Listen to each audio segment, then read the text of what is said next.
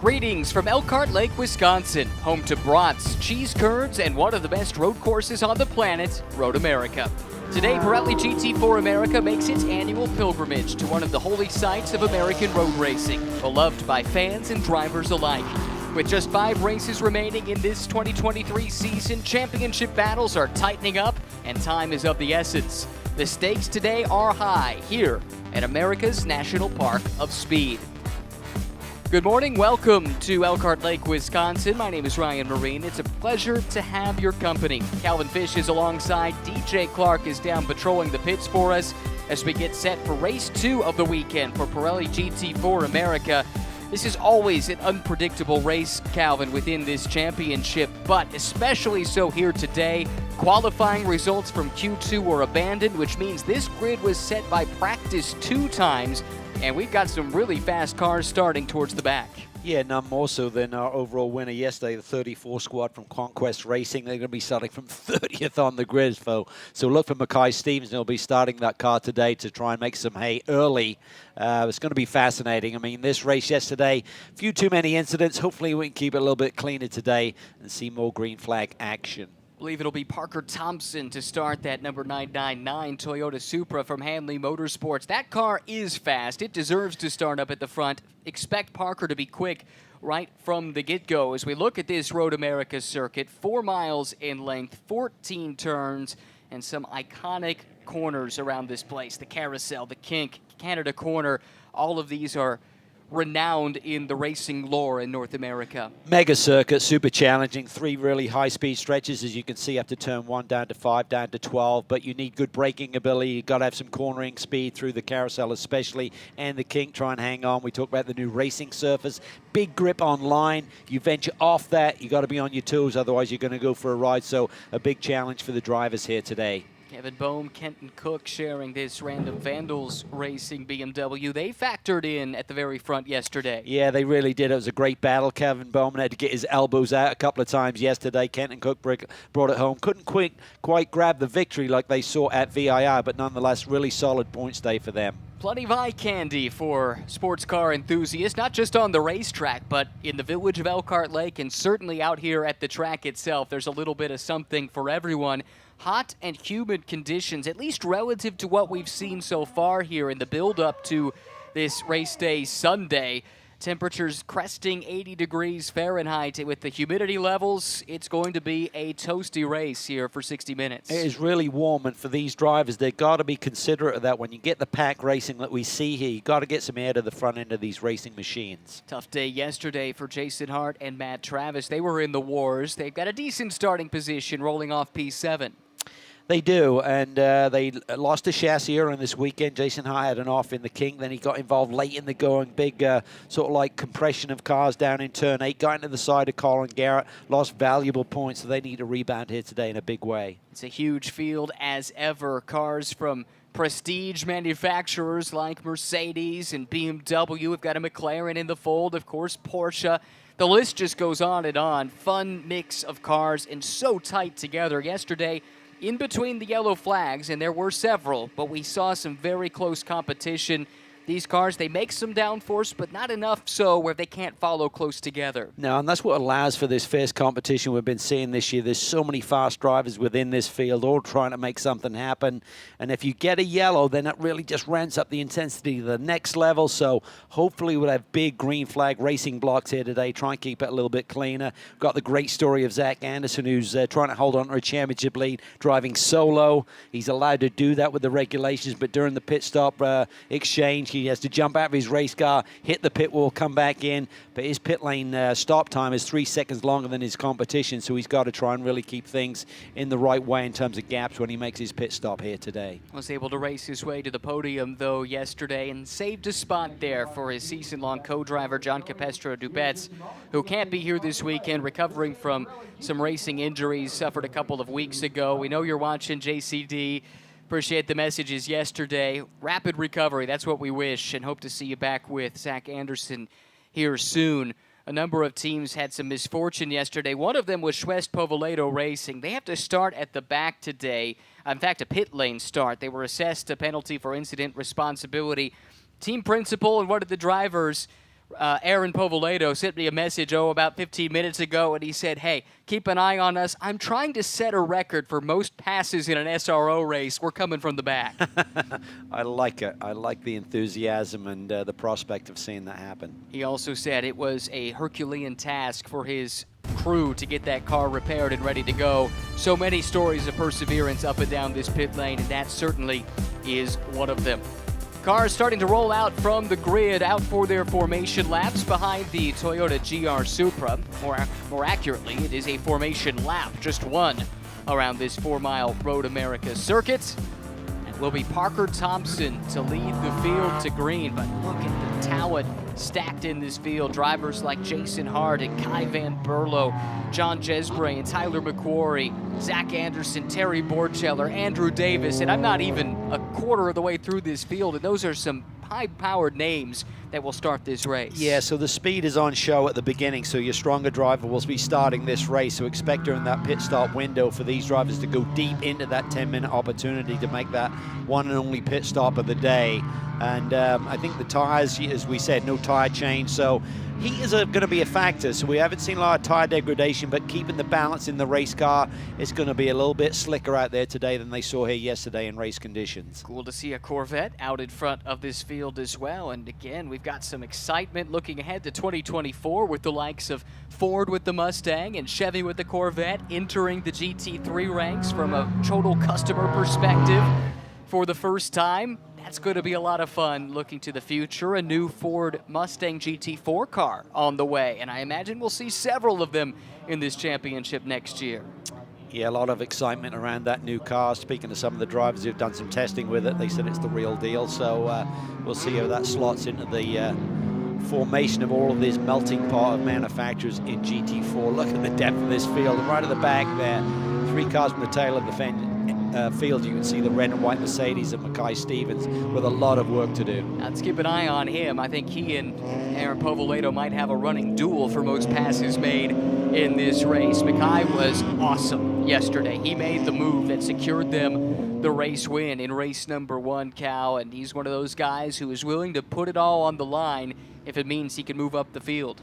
Yeah, he's just got great instinct, great race ability, just great racecraft. He knows where to put his race car, what he can get away with, where the grip is on this circuit. So, but he's going to have to be patient. I mean, he's got time, but not a lot of time. So it's one of those double-edged sword in terms of making a move and being aggressive versus taking some risk with the championship very much on the line. They cut into that championship lead yesterday. They don't want to go backwards here today. If you're new to Pirelli GT4 America, first of all, welcome. Second of all, it's a 1-hour race format with a mandatory pit stop in the middle. That pit stop is for driver changes only. No refueling, no tire changes. That means you have to make the same set of Pirellis last the full duration of the race. A lot of places we go, that's a big talking point, but not so, Calvin, here at Road America with this new surface, and that means these drivers can push from lap 1. Yeah, I think so. As the car gets lighter, as the fuel load burns off, we're seeing lap times improve. So I don't think that's a big consideration for these drivers in the race in terms of protecting the tires.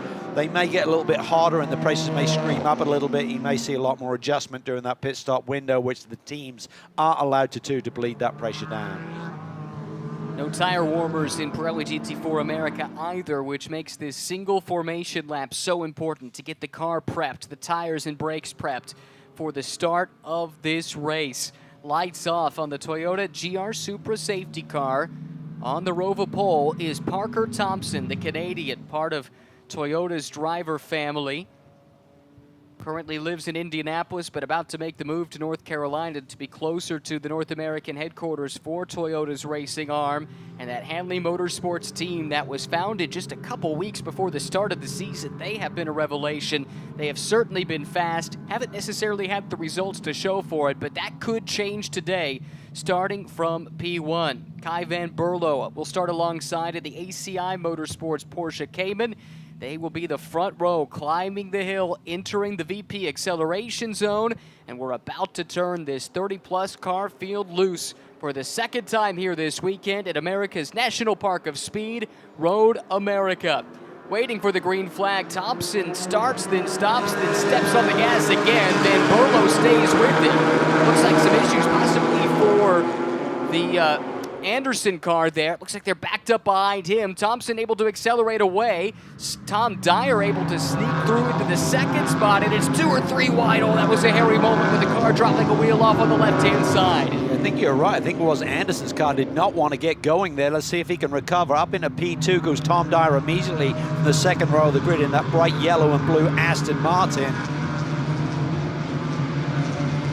GMG Racing, the team. He's teamed up with Todd Perriott, who also raced today in GT America, powered by AWS. Battle is on here for the 3rd spot. That's Kai Van Berlo, who is fighting there with Kenton Cook. Kenton throws it up the inside and is able to take that spot away. Tyler McQuarrie there. Oh, off and on down in turn 5.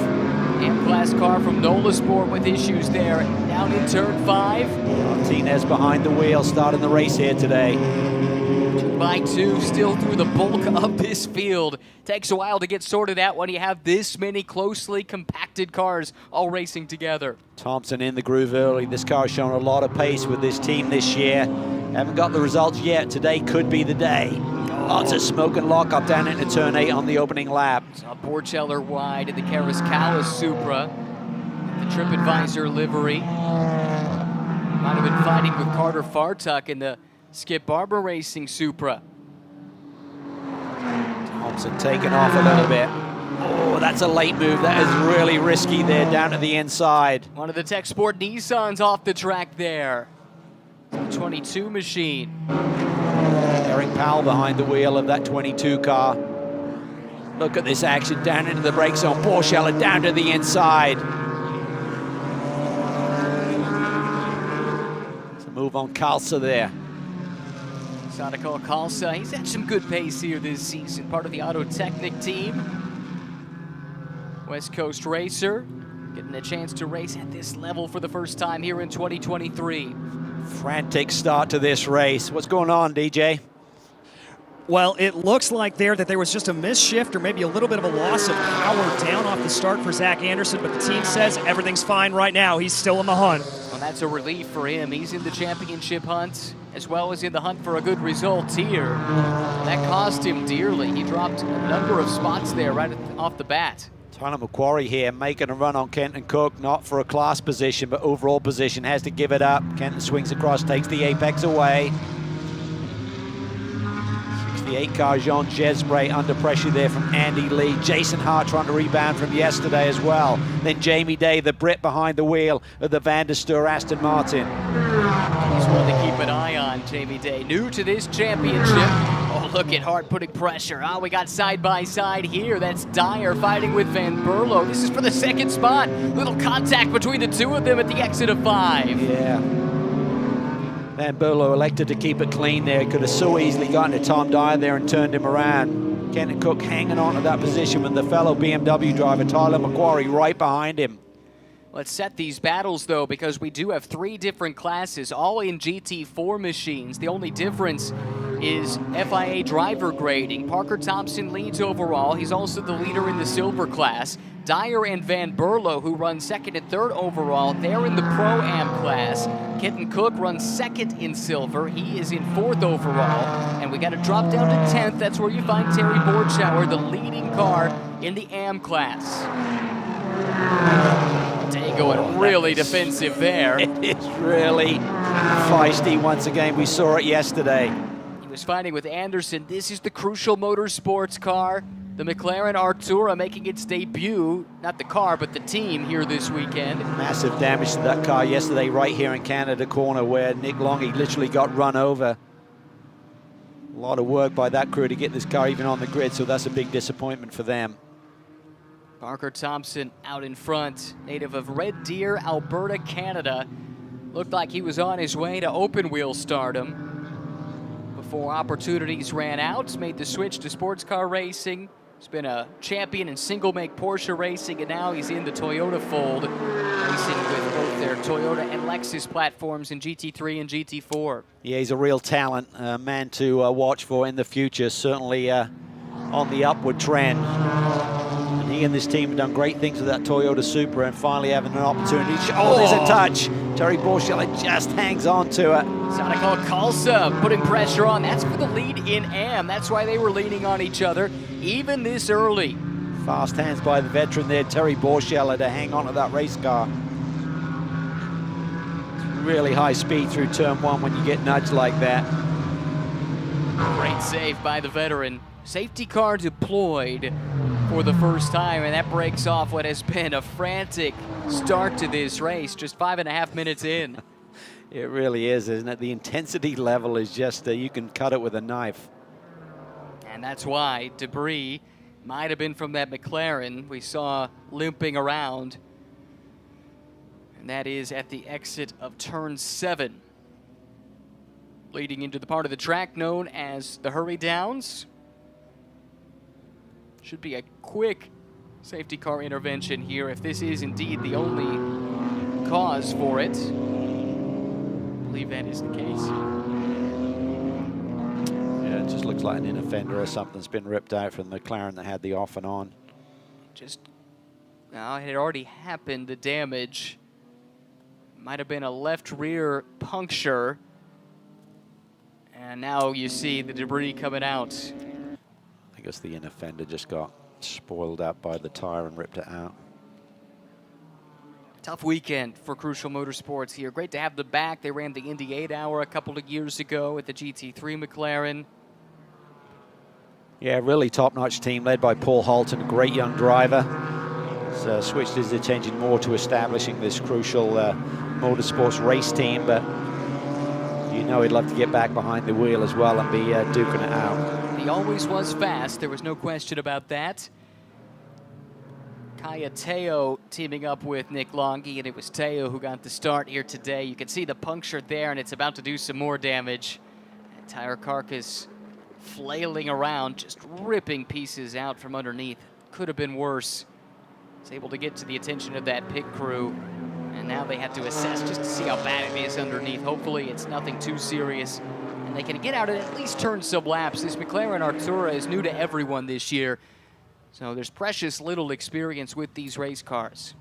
Problem is when a tire flails around like that, we saw the inner fender get ripped out, but also there's so many sensors for the ABS system and everything, wheel speed sensors that can be damaged, and that will send the car into a bit of a fit. It's amazing how much runs off of those wheel speed sensors in the electronics. The most important components on a modern race car, it seems like. If those start acting up, you end up with all kinds of problems. So hopefully everything is relatively undamaged, and we can see Kaya Teo back out in the race. Great work by the track crew here at Road America to clean up the debris, and that means, I suspect, we should be going back to green here very soon.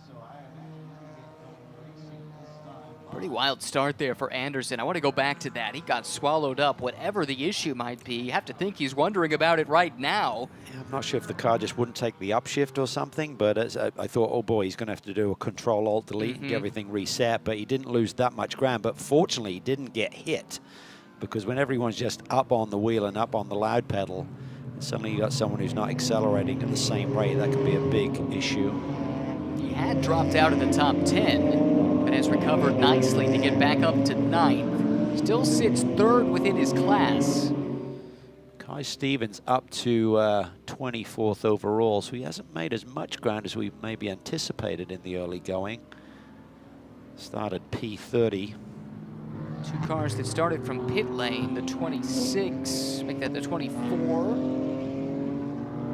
No, I don't have that right. Sorry, Roman DeAngelis. I'm not sure why he's so far back then. I know Povaledo back in 27 did have to start from the pit lane. This yellow gives him a new lease on life. Yeah, Roman DeAngelis, they had the big victory yesterday, he and Gray Newell. They did start pretty deep. They started 29th, just ahead of the Conquest Racing Machine. So both of those cars with stunning drivers haven't made a lot of ground up here in the opening laps. Plenty of other fast cars to keep an eye on further back. Chandler Hull back in 23rd. Expect to see him move forward. Cedric Spirazzulli making his series debut this weekend for Conquest Racing. In the 20th spot, Colin Garrett, fresh out of his TCX spec TC America car, where he won, swept the weekend, in fact. immediately plugged into his GT4 BMW here. He's back in 21st. He and Johann Schwartz may yet be a factor before all is said and done. There aren't many easy passes in this series. This is a strong, strong field and evenly matched teams and drivers.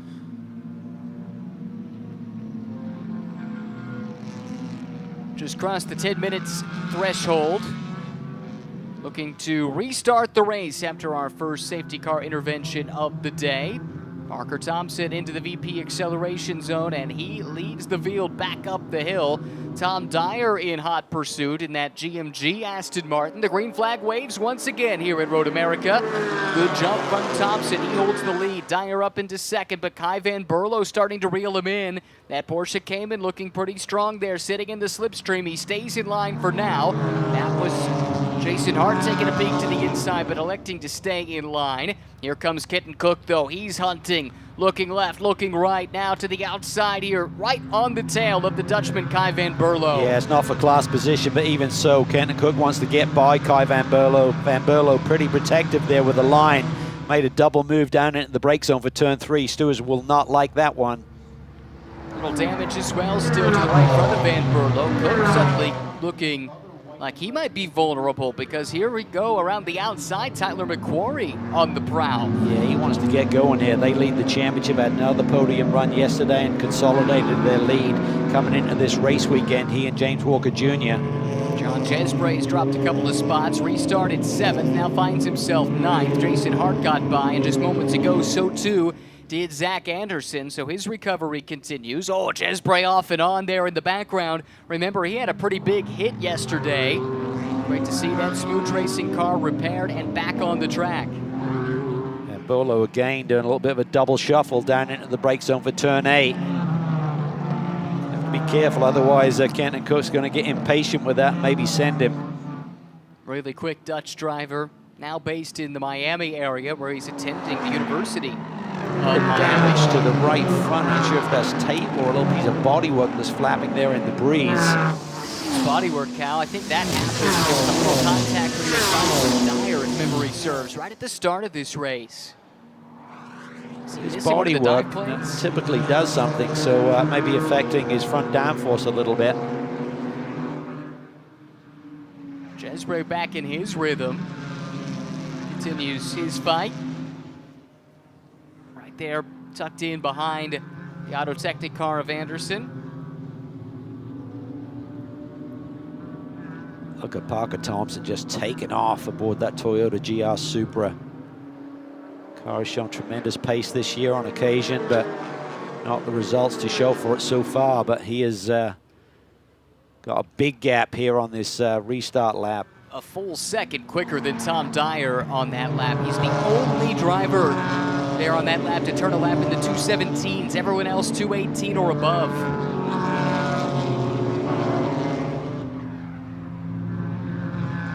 Fight here for the M-Class lead. A little bit further back in the pack overall. Borcheller and Kalsa fighting for 11th and 10th in the overall standings. Still knocking on the door top 10 overall, so it just showcases how tough that AMP category is as well, and some of the lineups. Here we go. Van Berlo down the outside. Is he going to make it stick? No, he doesn't. Dyer hangs on. Does it open up the door potentially for Kenton Cook to make a move? And don't lose sight of Tyler McQuarrie either. He puts the bumper to the back of Kenton Cook there at the top of the hill in turn 6. This is the high speed. Turn 7, just a brush of the brake, using up all the curb, apex and exit. BMW gets a run there, looks down to the inside. Van Berlo just sends it to the apex. Intense racing here at the front of the pack. Andy Lee looks like he's pretty sporty aboard the Flying Lizard Motorsport number 8. It's the orange car just coming through the shot right there. Over the past 2 seasons, Kenton Cook has wrapped up 5 wins in Pirelli GT4 America. Finished second in the Pro-Am Championship back in 2021 with B Sport Racing. Making the switch from the Aston to the BMW here this year with the Random Vandals team. Side by side here with Anderson. Jason Hart trying to make a move. Two different classes, though. Hart in Pro-Am, Anderson, the silver class championship leader. I believe that was Anderson coming through on Hart to grab 7th overall. Hart now in the crosshairs of John Jesbray, who took a dive to the inside and grabbed the spot away. Couple of Texans there. The youngster Jesbray, the veteran in Hart, and here comes Jamie Day, race winner in British GT4 competition. That's the blue Van der Stur Aston Martin. That's right there in that trio. Likes to jump out, get some fresh air on the nose of that Aston Martin. That'll be a consideration all day long. Jason Hart trying to go around the youngster on the outside into turn 1. Jesbray having nothing of that. That allows Jason Day now to get a run on Hart. Oh yeah, Jamie right there in the tire tracks of Hart. Also the AM leader right on the tail of Jamie Day. And Porteller second in AM right behind him.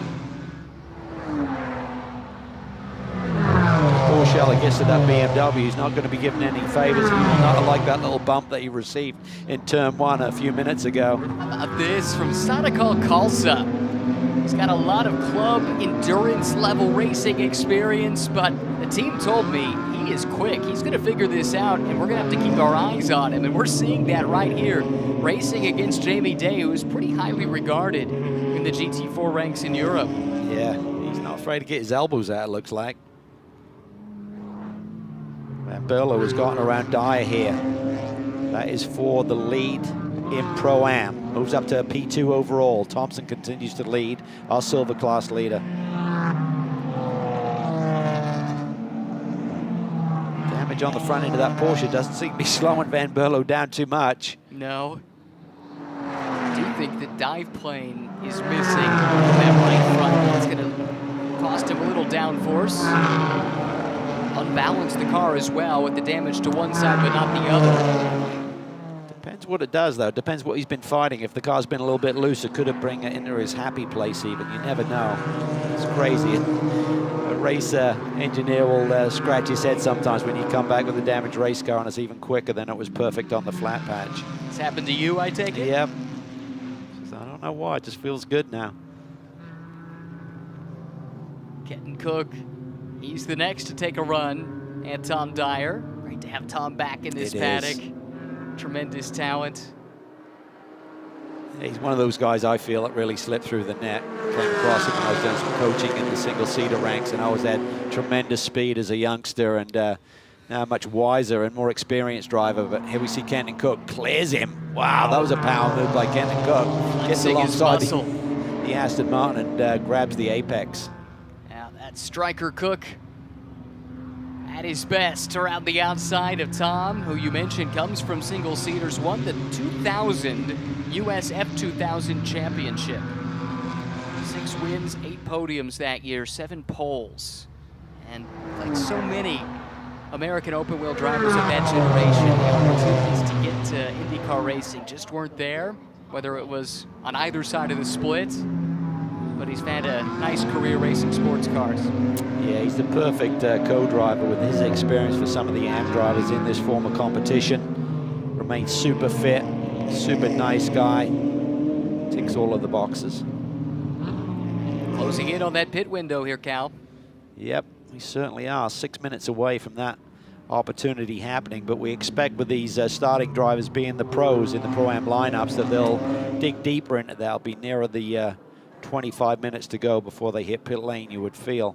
This is early. This is before the window, so something must be amiss for the Zotz Racing team.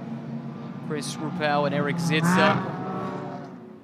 We look at our Race Vision powered by AWS. Top speeds, BMWs. First, second, third, and fifth, with the top speed set by Chandler Hull at 158 miles an hour. That's not much slower than he goes in his GT3 car that topped out at about 165 yesterday. Yeah, about 18-mile-an-hour delta between GT4 and GT3 here. Kenton Cook is using every inch of the racetrack. I was seeing him on the entry of the Kinkby all over that curb on the outside at turn-in. Seems comfortable putting it there into his rhythm, into his sight lines. This is all happening 2.5 seconds behind the overall leader, Parker Thompson, who's trying to get out and go while he can, because Kenton Cook is showing that he's got some pace. He might have the pace to threaten the Handley Motorsports Supra if he can get around Kai van Berlo. Recovery drive from Anderson continues, and now he's side by side with McQuarrie. Again, not for class position. Third place car in silver. Working on the third place car in Pro-Am. McQuarrie holds on for the moment.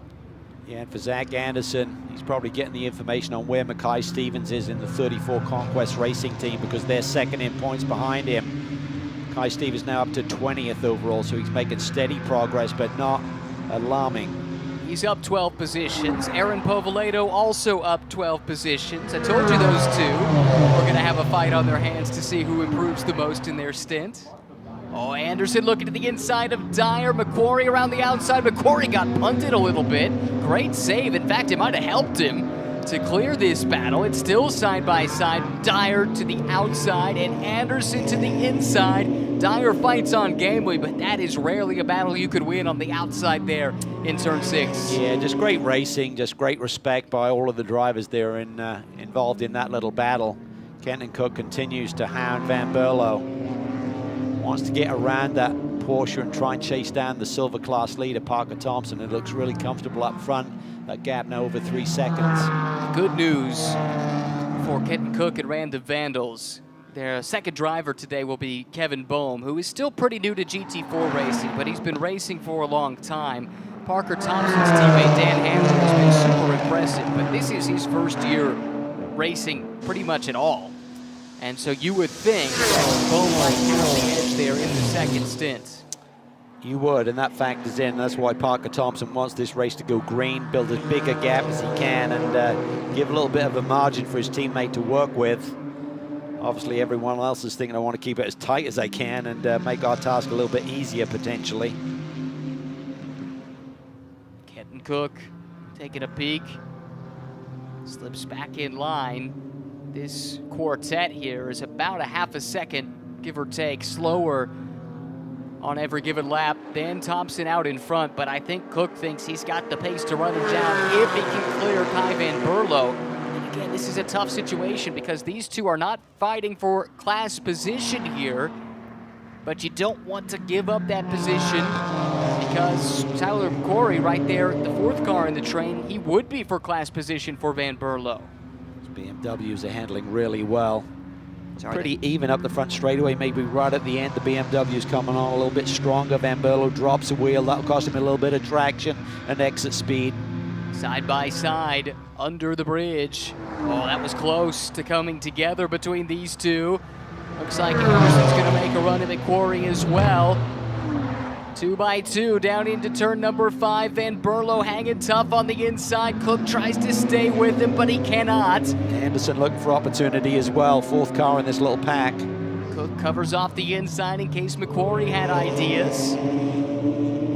Saw Van Berlo lose a little bit of acceleration off turn 3. That allowed Kenton Cook to get alongside. Then there's a little reflex action there. I think he thought he was going to get into the side of the Porsche. We saw that moment halfway down through turn 4.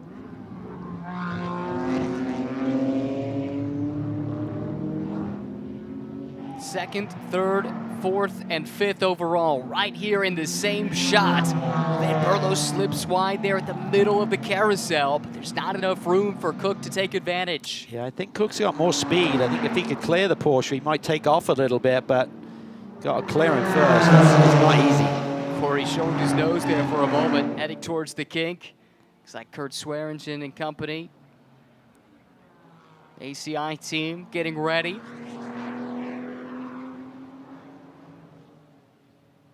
Parker Thompson all alone out in front. It's now 3.6 seconds, the gap from first to second. Yeah, it just looks to be totally in the groove. Just trying to build as big a gap. He wants this race to stay green. Build this gap, hand it over to his teammate to do something with as he starts to get ready. Yep, Dan Handley. Young man totally focused on his racing here this year, running in multiple championships, single-make Porsche racing in addition to what we're seeing here in Pirelli GT4 America. Up the hill, the battle continues, and McQuarrie, I'm not sure if this is defense or offense that he's playing right here as he's sandwiched in between Cook and Anderson. That's tight, there's a rub. Yep. Kenton Cook's tired of waiting. Put the bumper to Kai Van Berlo. Anderson might have had a chance there as McQuarrie had to check up, and that now brings Zach Anderson to the back bumper of the next car in his class. As we mentioned before, Zach Anderson doing this race solo. Does have to get out of the car to mimic a driver change, and his pit stop minimum time is 3 seconds longer than the rest of the field. Fight isn't over though as McQuarrie comes back now to the outside of Anderson. It's amazing. This is not for class position. This has no effect on the championship, but you couldn't tell. It's just as fierce as ever. Well, you still got to get forward and get the other class position, so you got to clear this out of class traffic or competitor in front of you at the same time. Pit window open, by the way, but with the pros starting the Pro-Am cars, expect to see most of these cars stay out deep into the window.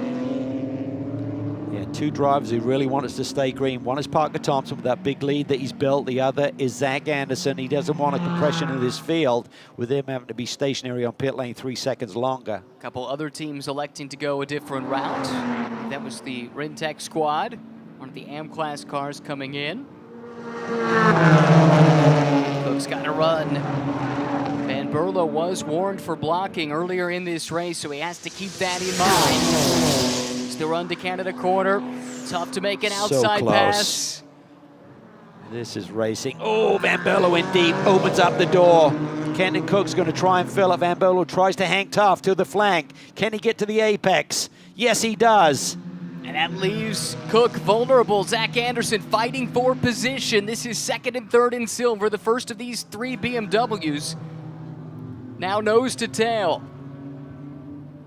Oh, and here we go. Auto Technic will blink first. This is interesting. Get him out of the traffic. And remember, he's driving solo here this weekend. With John Campestre still on the mend. What do you think about the call? I like it. I mean, you know, you don't want to mess with the potential yellow, so get in, get out, get your track position early. Everyone else is going to have to hit pit lane. Could end up dropping you back into traffic, though, when you exit the pits. Yeah, there's some software. They'll be looking at that, certainly, but everyone's going to be coming eventually, so... We joked yesterday, is Zach Anderson #1 quicker than Zach Anderson #2? I think yesterday he was. Fuel burning off and the tire wear not super significant here with the repave. Plus, we didn't have much green flag running, frankly, yesterday. Cook again. Yeah. Boy, not much between these two. Kenton Cook is so smart. He's such a savvy race car driver. Realized if he just forced that, there was going to be contact. Got on the brakes, lead on the brakes to give it up. Obviously gave McQuarrie a bit of a run on him, but he protects. So Anderson will have already jumped out, got back into the cockpit. 19 cars in. Andrew Davis turned it over to Seldorf. Tough weekend for Francis. He's had a couple spins, a couple of incidents. You can see the damage pretty well in that shot from Van Berlo. He's doing a great job to keep this BMW behind him. And it is costing both Cook and previously Anderson, because now it's a 7-second gap first to second. Looks like the 34 car was in, so Conquest electing to bring Guy Stevens in. Webb taking over, seeing if they can make some magic happen here. They'd actually love a yellow at this stage of the game. Having got their pit stop done, you're staying on the lead lap just.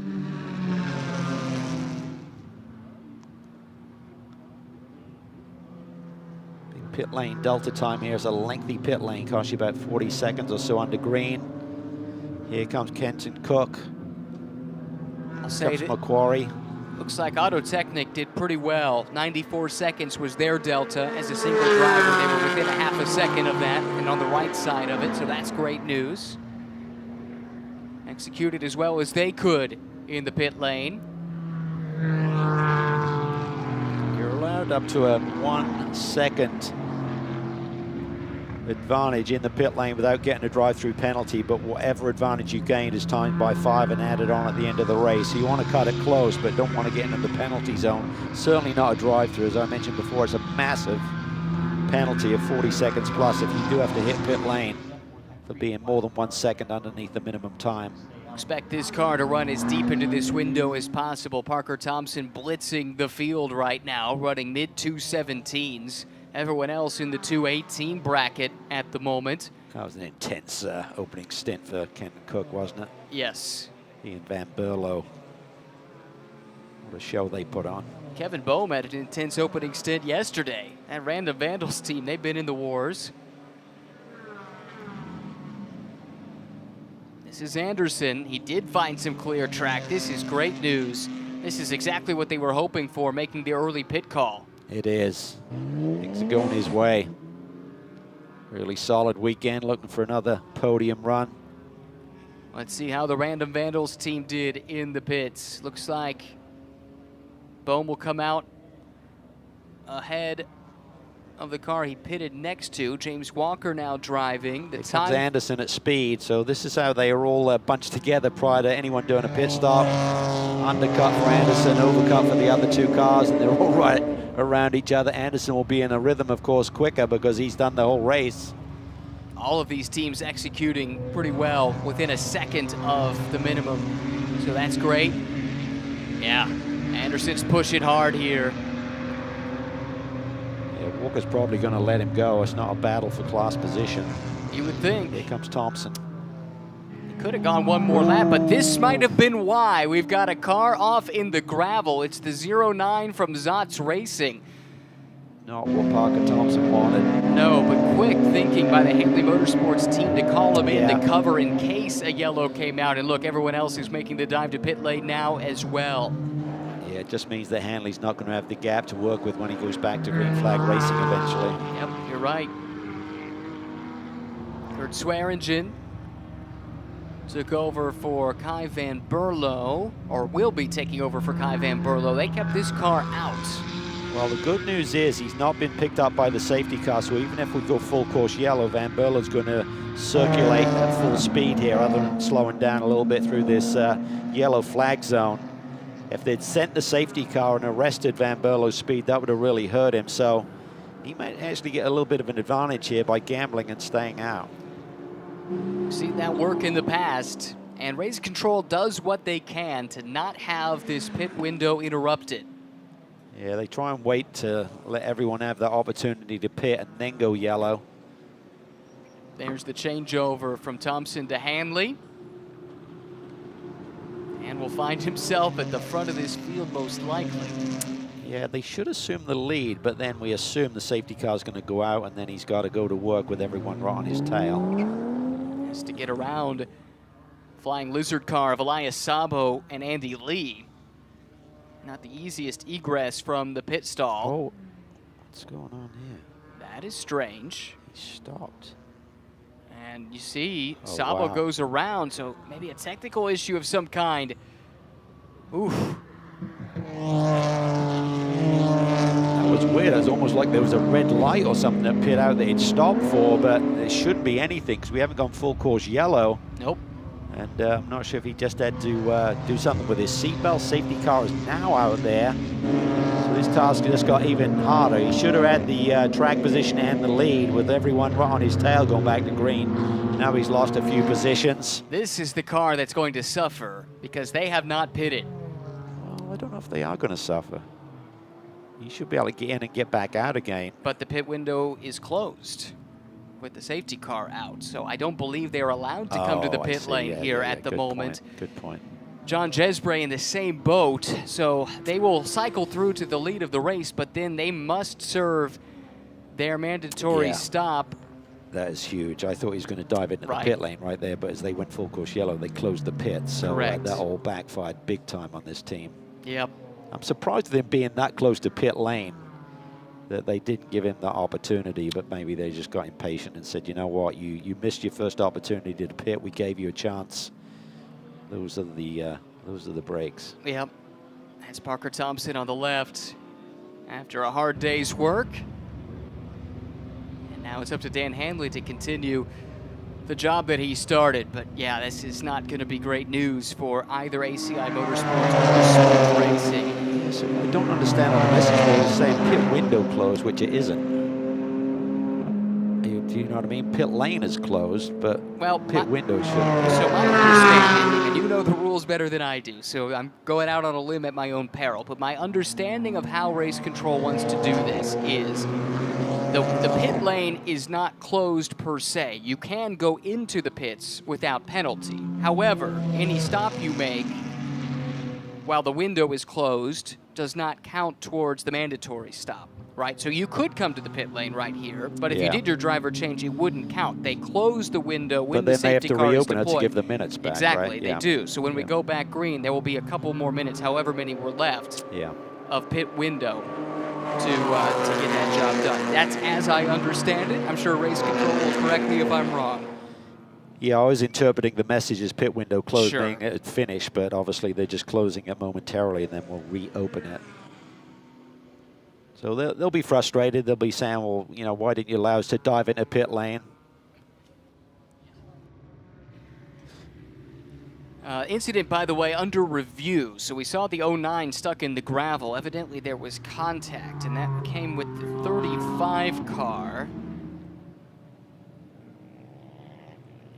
So let's see, maybe this replay will explain some of it. Oh, yes, it will. Got some help. And that should be pretty cut and dry, I suspect, for race control. It's one of the Conquest cars, right? Correct. 35. Yeah, Custodio Toledo shown as the driver right now. In his second year here racing in Pirelli GT4 America. That's the car that Cedric Spirazzulli started here today. Great to have the Monegasque here in the championship.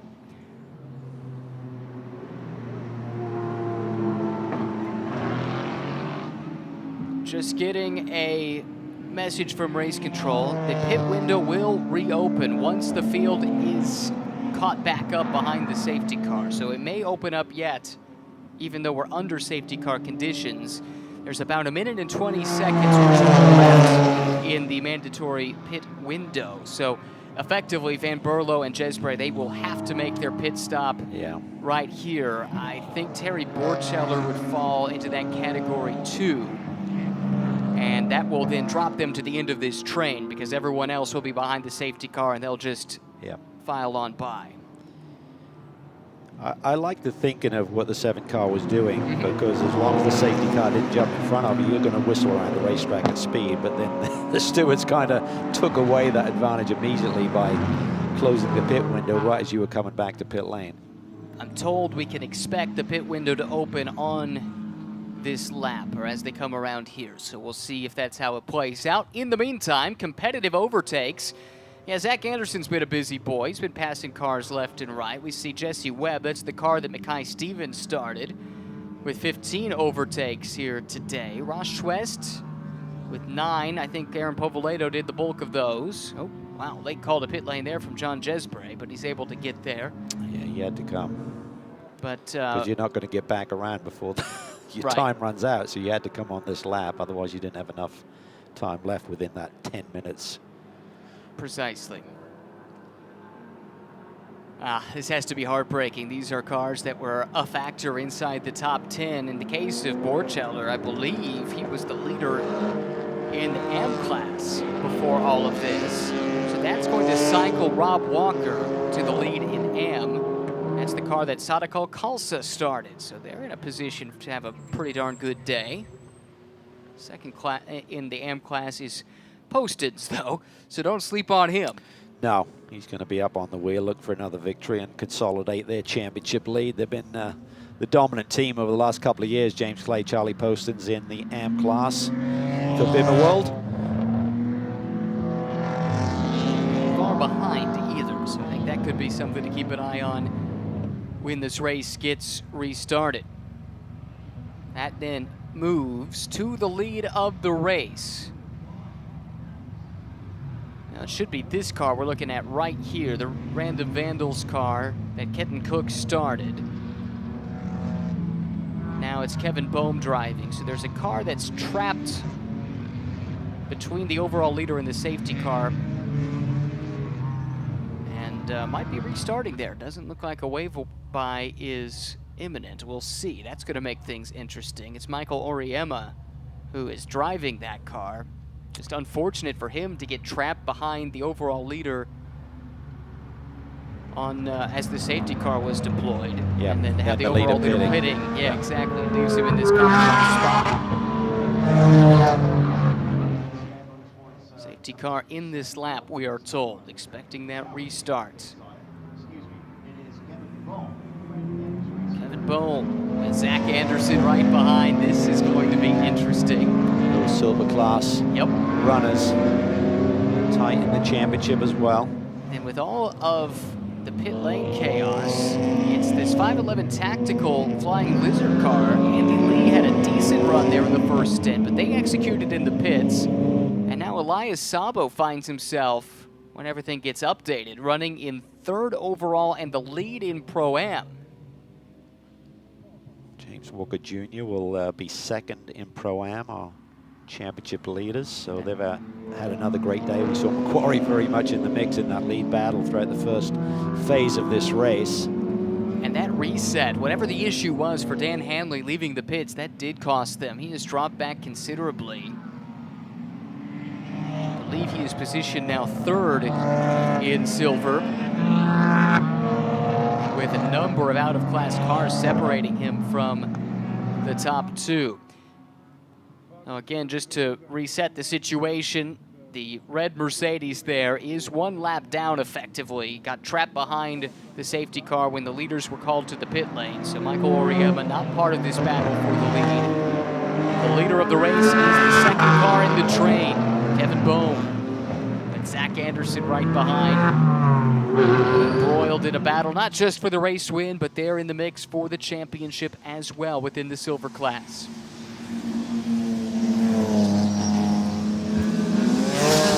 Final 18 minutes. Expect fireworks count? I do. Probably not as feisty as the end of yesterday when we had all the pros on board, but nonetheless, everyone's going to be going for it. Do love the Sunday races, both here in Pirelli GT4 America as well as in Fanatec GT World Challenge America, powered by AWS, because in this series, it comes down on the Sunday to the amateur driver to finish off the race, to secure that result. Should be a big battle between Bohm and Anderson here once they clear the Mercedes. Absolutely. We'll see how the field handles this restart with a lapped car at the front of the train. Lights back on the safety car now, so we might be aborting the restart here. Looks like that is the case. Trying to get some clarity as to what the cause of that might be. I would think the stewards would have the discretion or even send that Mercedes and give them the wave by.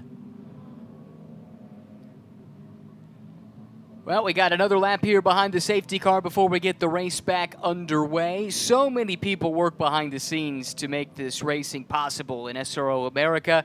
Let's take you back behind the curtain a little bit and show you what goes on in the tech shed with this special feature. My name is Joe Legan. I'm technical manager here for SRO America.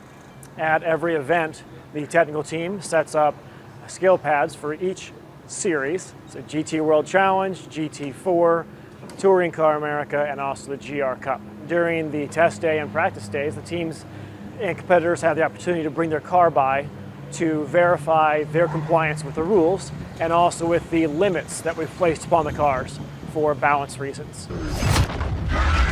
So after the sessions where you can win something, so whether it be a pole award for qualifying or the podium for the race 1, race 2, we bring cars of interest and the podium cars across the scales again to re-verify that they were in compliance.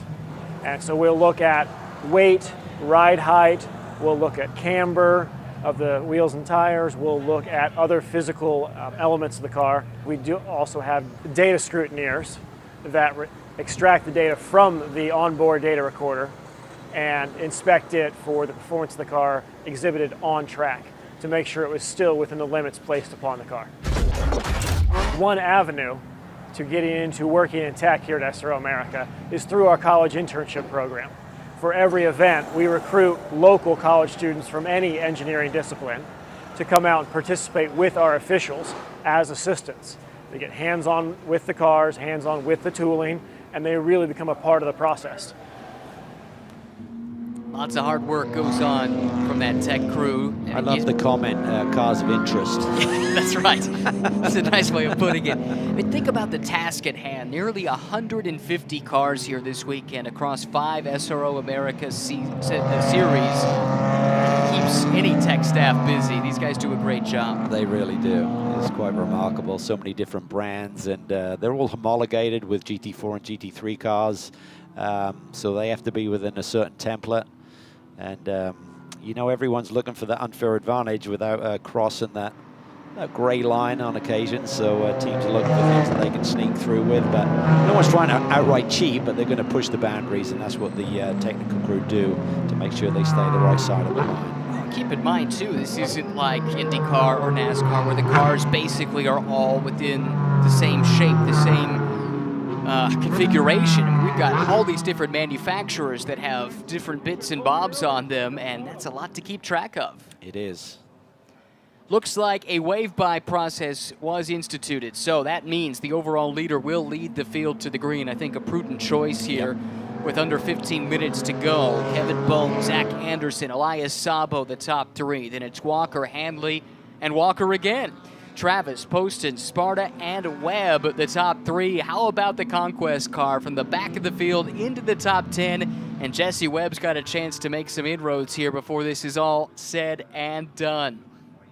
Here comes the field through turn 14, and Kevin Bohm starts to pick up the pace as he enters the VP acceleration zone. Right there on his bumper, though, that's where you find Zach Anderson. Those two have separated themselves from the rest of the field, but the fight is on for the overall lead and the lead in the silver class. Here comes Anderson, swinging to the outside of former touring car champion Kevin Bohm. Can he send it around the outside? No, Kevin Bohm takes it in deep. Meanwhile, James Walker got a run on Elias Sabo, and he's taking the lead in Pro-Am. Little touch there between the top 2. Anderson with the crossover now, slots it up the inside. Again they touch, this time at the entrance to turn number 3. Bohm puts the bumper to Anderson as the fight continues down the run towards turn 5. Fantastic racing, so close. Looks like Hanley's made a move there in the white Toyota. Still curious to see why he started to pit out and cost that potential lead track position, but looks like he's got some pace underneath him as well as his teammate had. Still runs in 3rd within the class, 4th overall. Pretty good restart there for the rookie. Dan Handley up the hill, leading the way now. It is Zach Anderson. Remember, he had the issue at the initial start, dropped outside the top 10, driving solo here this weekend, which meant he had a longer pit stop than everyone else, and yet, Auto Technic, Zach Anderson, they find themselves at the front once more. Yeah, and he's inching away there. Someone dropped a wheel in the backdrop there. May have been Jesse Webb there trying to make some moves, trying to break through, get back up into a podium slot. This is a driver to look out for. He's got a bit more speed than some of the drivers in front of him. He could cut through this field here a little bit. Hard to find that balance between aggression and patience, but that's what the youngster Jesse Webb needs to channel right now. There he is, taking a peek. The battle brewing in front of him. We got a car off at the exit of the carousel. That's the Krug Speed car that was on the AM podium yesterday. Fortunately able to escape the gravel trap there. You don't see that very often. Anderson on an opening lap. He wanted that lead big time. Gets away from Kevin Bohm. Can Bohm respond here? Get back into his rhythm. Find a bit of pace. Solid restart as well from James Walker, who finds himself up into the 3rd spot, but the lead in Pro-Am. Dan Handley, though, starting to reel him in. He can see the top 2 in his class, and they're not too far away.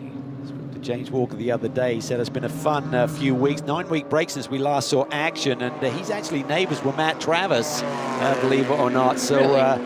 They tend to have a little bit of a dig at each other in terms of who's got the championship lead. Occasional dinner together. I said, is the guy who's behind in the championship that have to pick up the tab? He said, not always.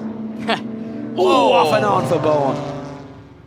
That was a wild ride. There's a bit of a lip there. We've seen it before. You get out wide, then you try and rejoin the track. There's a little bit of a launching pad there right at the end of the curbing in turn 1.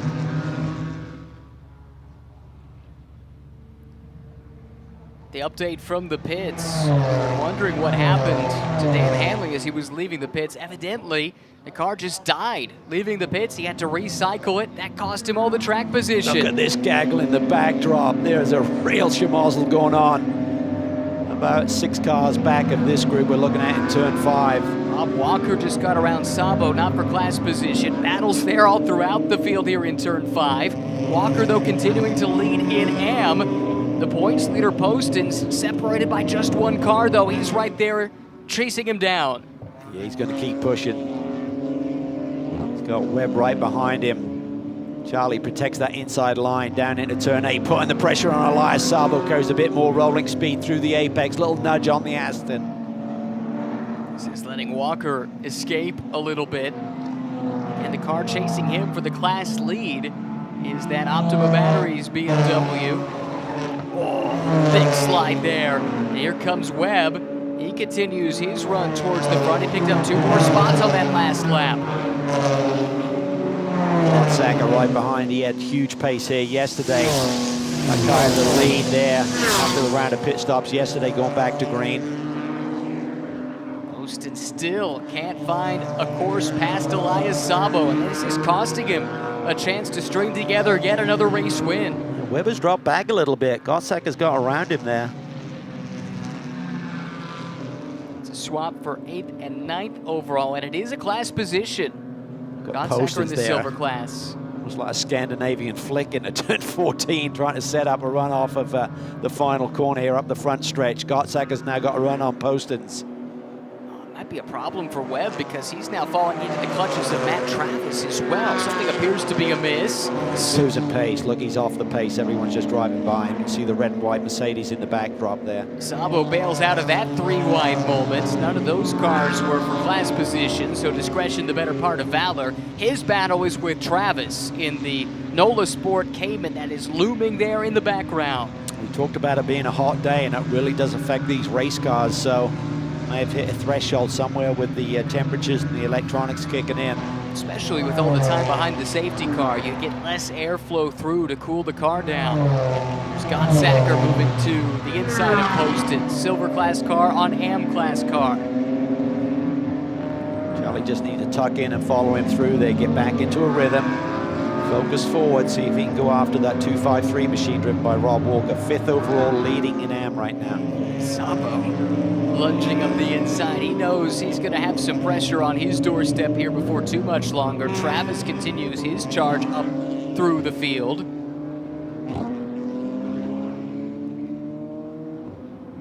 Memory serves, Jason Hart, who started that car, might have had it off early in the race. I feel like they dropped a couple spots.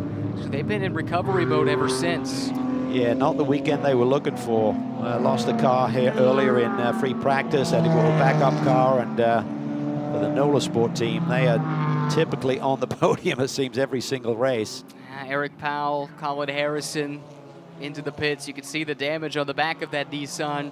It's been a tough weekend for that whole team. They were supposed to be here with 2 cars. 1 car, unfortunately, suffered some significant damage earlier in the week. So do you think Zach Anderson splits the prize money with himself, or puts 50-50 in each pocket maybe? Questions for DJ to ask. Quite possibly. What a great performance, though, from Zach and that whole team. I know they're heartbroken not to have John Capestre-Dubets with them here this weekend. But Zach's done a nice job shouldering the load himself. Kevin Bohm, another strong outing. First and second in silver. Then we get to the AM class leader, that's James Walker. Dan Hanley, 3rd in the silver class. Fight is on here. Gottsager working to the inside of Walker. Silver class car passing the AM class leader, and that now brings Poston's to the back bumper of his leader in class. Yeah, this is what you wanted to see. Just clean air between he and the leader. Now go chase him down. He's got a few minutes to work with here, Charlie does. And the Pro-Am lead is about to be contested right behind these two because Travis is right there.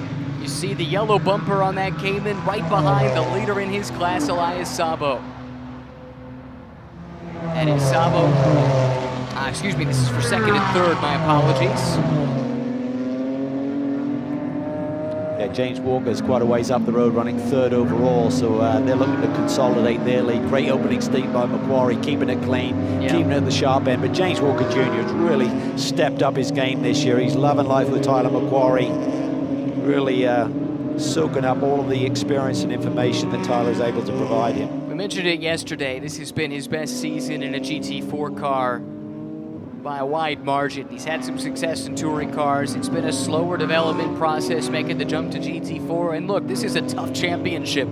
If you're not at the very front, you're going to be in a dogfight from start to finish. And I think it's taken a little while to adjust to that. But now the pace is there and the results are starting to come. I think he had success with Bill Auberlen a couple of seasons ago, but I think maybe his game wasn't at the level necessary.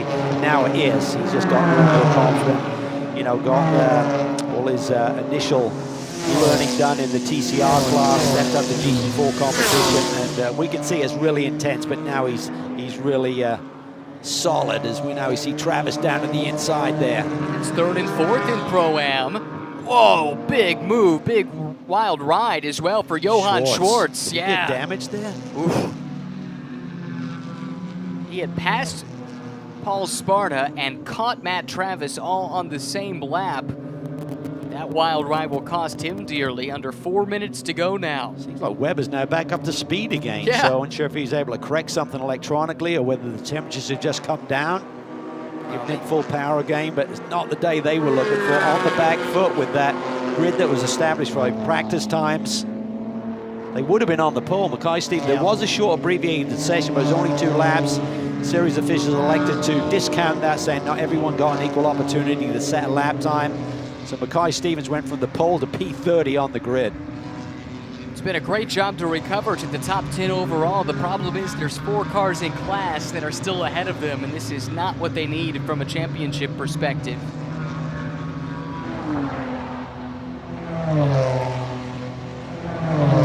Battle for the AM lead. Charlie Poston's hounding, takes it down deep, down into turn 5. Can he keep it together? He's got a lot of speed on entry. Crossing back over in touch. contact between the two. Walker trying to fight back. Postons, though, hangs on. This has been the benchmark car and driver pairing in the AM class for the last year and a half. And it was on full display why Charlie Postons is willing to let it all hang out. Argy-bargy for the AM lead there. Charlie got it done, deep on the brakes. Realized he was vulnerable coming out of the corner. Tried to protect. Bit of aggression. Hangs on for now. Webb has caught this pack now. Elias Sabo, his next target. Elias currently a little bit down the order, 8th overall, 2nd in Pro-Am. What Walker has to say for this when they get to the brake zone for Canada corner, but Charlie gets a really nice run there through the kink and gaps the fellow BMW driver a little bit. Webber's got a big run. He is on the attack here, going to try and make something happen in the last couple of laps. The Canadian sends it up the inside here in Canada corner. There you see Travis fighting again with the charging Johann Schwartz. Just a lap ago, he was off in the grass right here, and he's immediately caught right back up. Great pace in the Rooster Hall BMW. Yeah, lost a ton of ground with that off, but he's rebounded nicely, as you said. White flag waves at the starter's stand. 1 more lap to go. Zach Anderson driving solo, looking to add a race win to the podium from yesterday.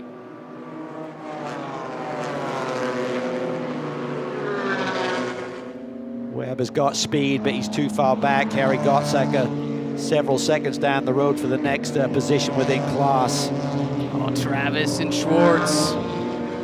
Again, Johann goes for a ride. Quick save, quick hands as usual from the Drift King. He's renowned for that, spent a lot of time drifting, so he's comfortable being out there on the edge. Great car control displayed right there, but loses a lot of ground to Travis. Going to struggle and make that up before the end of the lap. Waiting for the overall leader to emerge from the crest over the hill in turn 6. How about this performance from Zach Anderson? Difficult to drive by yourself. You have the whole rigmarole of jumping out of the car, jumping over the wall, and getting back in as a solo driver. You have the extra 3 seconds stationary in the pits. They had the issue at the start, too, where they plummeted out of the top 10, and yet, here we go again. At the end of the day, this 51 car has been the car to beat for much of the season. Yeah, there are some advantages, though. I mean, ideally, you want a driver pairing who like the same balance in a race car. For Zach Anderson, he doesn't have to compromise anything. I mean, certainly I suspect that the success they've had this year, John Capestro and Dubats, his regular teammate, and Zach, like a similar car, but you can really fine-tune it to exactly what you want, and that has to be an advantage ultimately. One last time through turn number 12, Canada Corner here at Road America. And blasting back up this hill towards Billy Mitchell Bend, this left-hander. Big elevation change. One corner to go. That's all that separates Zach Anderson from another win. And a big day, a big weekend with the championship in mind. Kevin Bohm put up a fight. He's been able to keep him honest, but ultimately no one could deny Zach Anderson a winner in race 2 here at Road America. Auto Technic back in victory lane. Kevin Bohm crosses the line, runner-up here today in the car he shares with Kenton Cook. James Walker Jr., great drive to come home third and the winner in the Pro-Am class. Got around Hanley on the final lap for the final step of the podium in the silver class. Postins wins yet again in Am, just edging out Rob Walker. Paul Sparta makes it a double podium for Random Vandals. He finishes third in the Am class. That was a great race. So a little less contact than yesterday, which was nice to see. Just the one yellow, which obviously threw the cat amongst the pigeons a little bit with the various strategies that were employed by the drivers around that pit stop window. Should give the rest of the podium, by the way, in Pro-Am. Matt Travis, not only did he hold on, he got by Sabo, so he finishes 9th overall, 2nd in class. Sabo kept Schwartz behind him to complete the podium. Yeah, that's a great run there by Travis to grab second place points. And this Kind is of in a damage backup limitation, car. really. Yeah, had a big hit earlier in the weekend. Tough day yesterday. Good result, though, in race 2. But none better than this performance from Zach Anderson. This is a guy who had a racing dream and had some success in karting, didn't have the finances to really pursue racing. He's found jobs that kept him in and around motorsports, and it was actually Jason Hart who always kept him in mind. The True had struck up a friendship many years ago, and Jason, I guess, told Zach that, look, if ever there's an opportunity, I'm going to get your name out there, and you better be ready. Well, that was a couple years ago when he teamed up with Sean Gibbons, and they won the Am Class Championship here in Pirelli GT4 America. And, well, put this deal together with John Capestro Dubats to go racing in the silver class to show what they could do at the very pointy end of the field. It's been an eye-opening performance. It really has. I mean, he's a great talent. As you said, he's finally getting the opportunity to showcase what he could do. He's grabbed it with both hands. He's got the championship lead. I'm sure he's sad that he doesn't have his teammate to share it with. Hopefully we'll see John back before the end of the year, but even so, if they elect to go it solo, he's got a lot of work to do, but he showcased today that he can get it done. And you know, I mean, 3 seconds in the pit stops, that can really hurt you, depending on if there's been a recent yellow and the field is together. You can lose a lot of track position, but there are advantages by running solo. Maybe they'll elect to do that the rest of the way. Well, with the checkered flag, we take a look at provisional race results here from race number 2 of the weekend. Zach Anderson solo today, edging home Kenton Cook. Final margin of victory, 1.5 seconds. Kenton Cook, Kevin Bohm, runners up. McQuarrie and Walker, great result. 3rd overall and a class win. Imagine that's going to be a pretty happy celebration. Good to see them back on the top step. Got Zacher and Hull from the back of the field. Great drive up to the 4th position overall. Hanley and Thompson just narrowly denied a podium result in silver, and you have to wonder if it weren't for whatever the snafu was that caused the car to stop at pit out, what kind of day they might have had. Yeah, I think he's going to be under pressure with guys like Anderson and Bohm right behind him running the same class, but even so, unfortunate set of circumstances for a team that's really performed at a high level, Hanley Motorsports recently. Really impressive team. Again, just 2 weeks before the season, I think, is when they pulled the trigger on this program. And yeah, maybe they don't have the race wins yet, but the pace has been there. They've got the paddock on notice. They have been the preeminent, in terms of outright pace, Toyota Supra team this year. And that's saying something, going against some pretty established squads here in this paddock. There's the smile under the helmet for Zach Anderson. Can't wait to hear from him as he gets that helmet off. Very soon, we'll have a chance to hear from him here. Points leader coming in by 22 points. He extends that with this victory here on Sunday at Road America. Let's hear from him now with DJ. Zach Anderson, after this weekend, we got a new nickname for you, the Iron Man. Way to go, my friend. Thank you so much. Yeah, thank you to the Auto Technic team.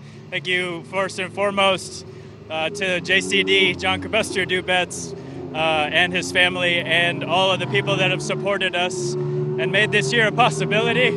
Yes, thank you, John. We chose to do this with me only because that's JCD's seat only. Nobody else is in that seat. So we put this program together ourselves, and it's just ours, so we're going to finish together. I'm carrying him on my back while he's injured, and he'd do the same for me.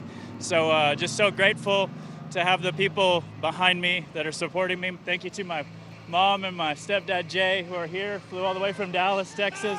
My wife, Charlie, everybody on the Auto Technic team. All right, thank you. A lot of very happy faces down here with Zach Anderson. Congratulations. It takes a village, doesn't it, to make one of these race cars go, and I think that interview spoke volumes.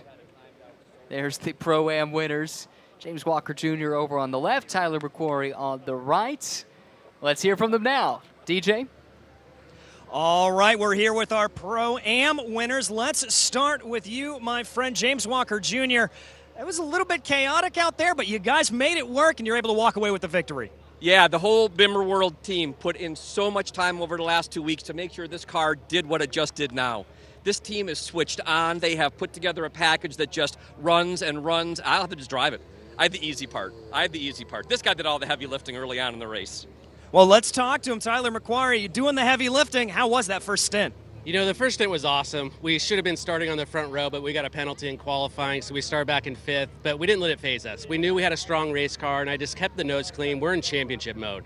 It's all good decisions from here on out, and, I just stayed clean, handed it over in 2nd. He had an amazing restart and was fighting with the silvers. So proud of this guy. He's doing an amazing job. Doing an amazing job. Bimmer World on the top step of the Pro-Am podium.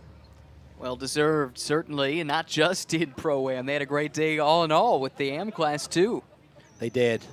Great team. There's James Clay celebrating. He grabbed another win with Charlie Postons here today, so big celebrations for Bimmer World. And good camaraderie, too. You see one of their competitors there from Auto Technic right in between, right in the mix. That is Sadako Kalsa. Hard-fought runner-up for him today, but let's hear from the winners now with DJ.